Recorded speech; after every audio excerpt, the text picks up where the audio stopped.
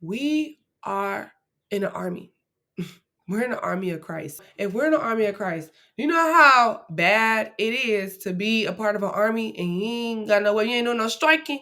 You gonna be down and down bad quickly. What's up, cool kids? You're tuned in to another episode of the Power in Prose podcast with your girl, Des. Hey, y'all. I've been thinking about the strike that is going on in the creative field. So as y'all know, I shared that I am a voice actress now. And so this kind of changes how I'm doing jobs at the moment as I'm navigating my own emotions and how this impacts me personally is just people's thoughts around striking in general or standing for something and not cowering back at the first instance of pushback. There are so many executives in Hollywood and that own different production houses that are like, these people are not gonna get what they want. Writers, actors, SAG, don't care. We are standing on what we want. The creatives are like, okay, bet. We are too going to stand on what we want. We believe in what we're asking for. And so we are going to stand until we get the answer that benefits us. With that being said, well, I go to church the other day and my pastor's like, yeah, we don't pray enough. And I was like, ooh. He was like, we just ask for things and then if we get resistance, it's over. We just kind of give up. If we don't see change quick enough, we like, dang, like God did me dirty. I ain't get this, XYZ, XYZ. And I have definitely felt that in certain instances where I'm like, oh, I want this. Why hasn't this happened? Why ain't I ran into XYZ? There are some times when a no is not a no. It's a no maybe right now, but it ain't the final answer. To think about a hammer. When you have a nail and you put the nail against the wall and then you take your hammer and you go to strike that nail, it's not sturdy. It's not in. It seems like the wall is rebutting against the nail and that the answer on if you can hang this here is a no. However, anybody that's ever hung anything knows that the first hit from the hammer to the nail is not the only hit from the hammer to the nail. You hit it again. There's an additional strike. And as you continue to strike the head of that nail into the wall, eventually, what looks like the wall rebutting against the nail will eventually seem to be harmony between the nail and the wall because you'll look up and what needed assistance to be there by your hand being there is now suspended on its own and the nail is in the wall. But you have to continue to strike at it. The writer strike that's going on, if they just ask execs, hey, can we get more benefits? And the execs say, no, you can't. Then everybody just go back to work. That would be the answer. No, you can't. And everybody would just go back to work, getting the nickels and the pennies that they're getting for hours amount of time that they're putting into the projects that they're working on. However, we see that the strike is going on because an answer that was one way at one point can turn into something else at another point. And we have in the Bible license to be able to do that same thing with God. It literally tells us, it's a story in Luke. There are plenty of stories actually, and plenty of just proverbs that tell us to pray without ceasing, to come at God repeatedly with our words. And our words can change his actions. There are things that are just kind of set up.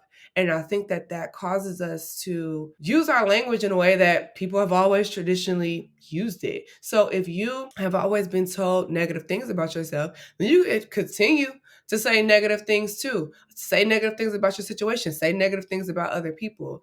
But when you dare to take a stand and go at that a different way, you'll start to see that what you believe, what you feel starts to change simply off of things that you say, simply off of not accepting the first encounter that you came across. I want to read the definition of strike. I really think that we don't think about doing things repeatedly, especially for those who are perfectionists, okay? Like me, who want things to be done the right way and for it to be done the first time correctly. When it's done the first time correctly, it's done and the outcome is favorable and everybody can see that it's favorable. You see it, your life is better, everybody else's life is better, and we can move on as follows. But there are things that are developed when you continually strike. If we go to our hammer and our nail, if you hit it just 2 times,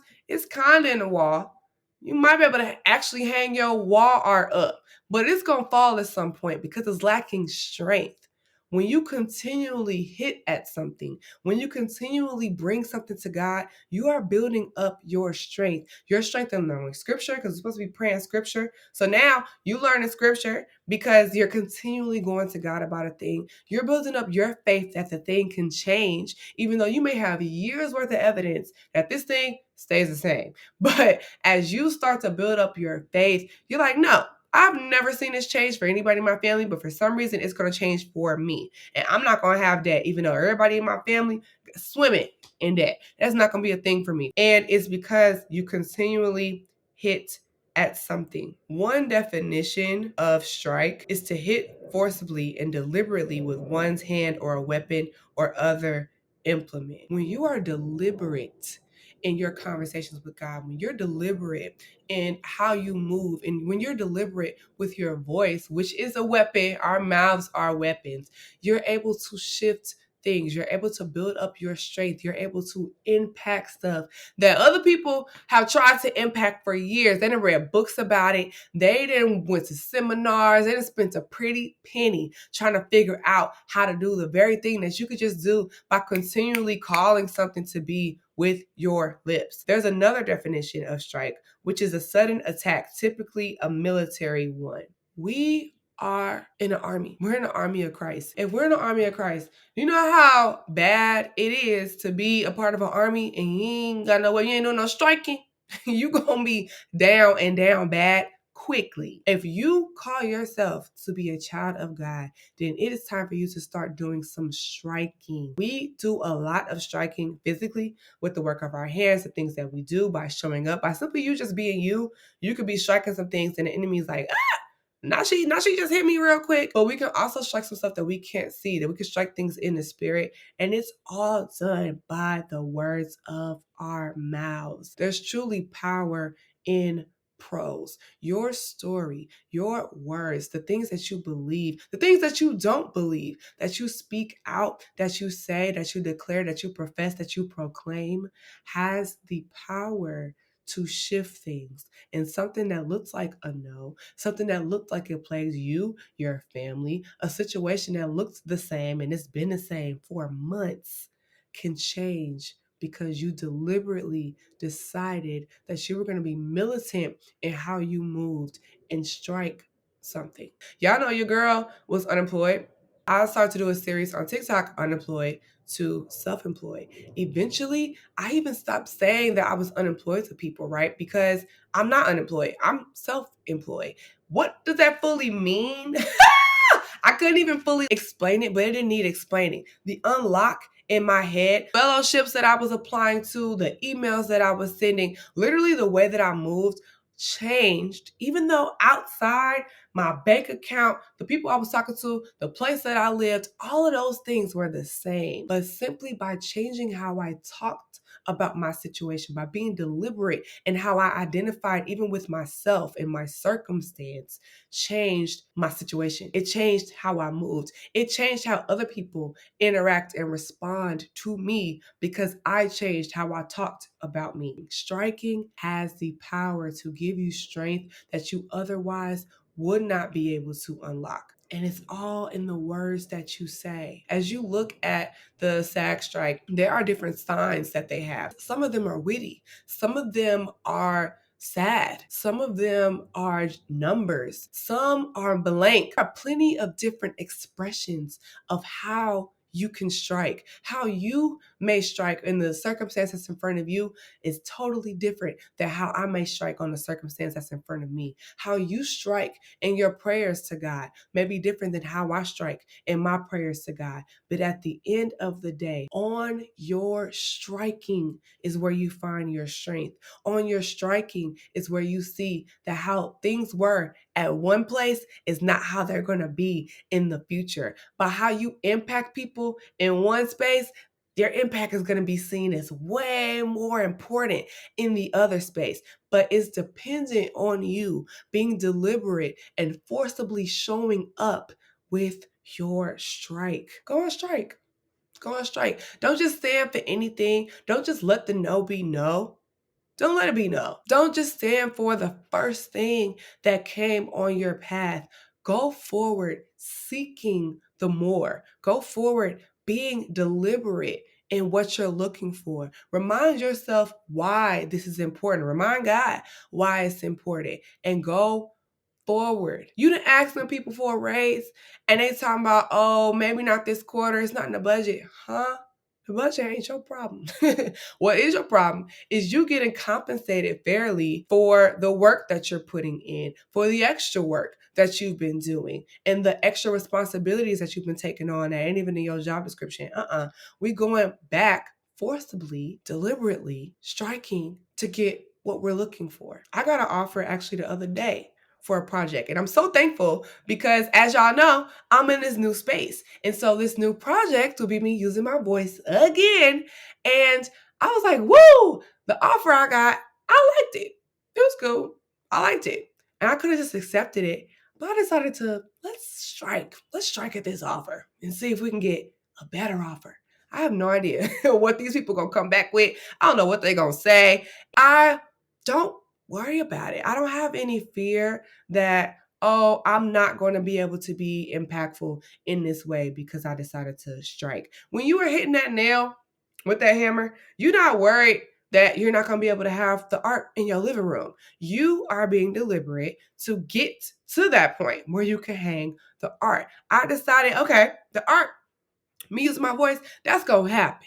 Whether it happens in this way or this way or this way, unclear. But that's going to happen. So why not strike to get as much strength out of this opportunity as I can? Why not? You owe it to yourself to do that.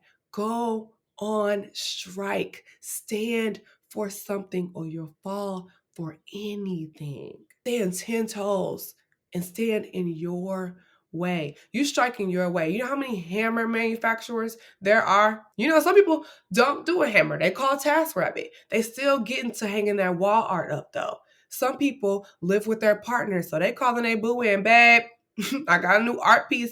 Can you get up in here and help me with this? Some people asking their dad to come through. Hey dad, I got a project for you.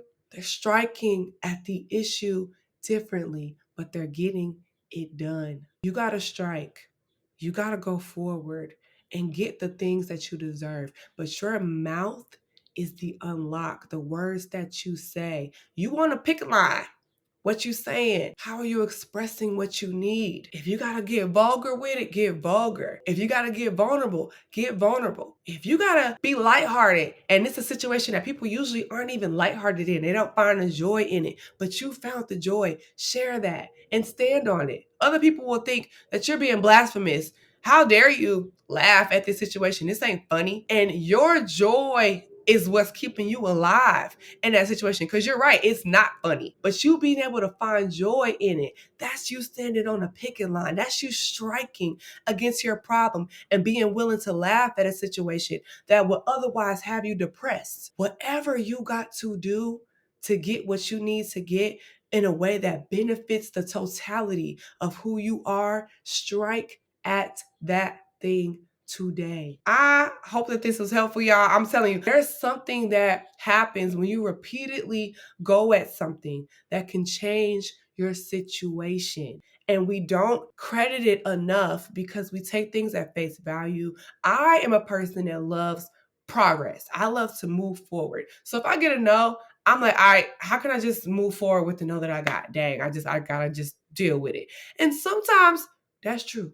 And there are other times where that's not it. And you're having such a hard time with the no because you're supposed to be operating with a yes, but you settled for the first thing that you got and you just determined that that's what you deserve. That starts to tell you a script about who you are, about your worth, about where you're going, about where you've been, about what you amount to, about the work that you put in, because you're accepting the first thing that somebody hands your way. If you at a restaurant and they give you a portion that you don't like, if your food too salty, if you order one side, they gave you another side, you gonna just eat it? No, you send it back. That's like hunger striking in a way. You decide, I'm not gonna eat this meal, though it was prepared and plated in front of me, because it isn't beneficial to me. If you allergic to shrimp and they bring you a shrimp platter, it's like, babe, this isn't beneficial to me to eat this. So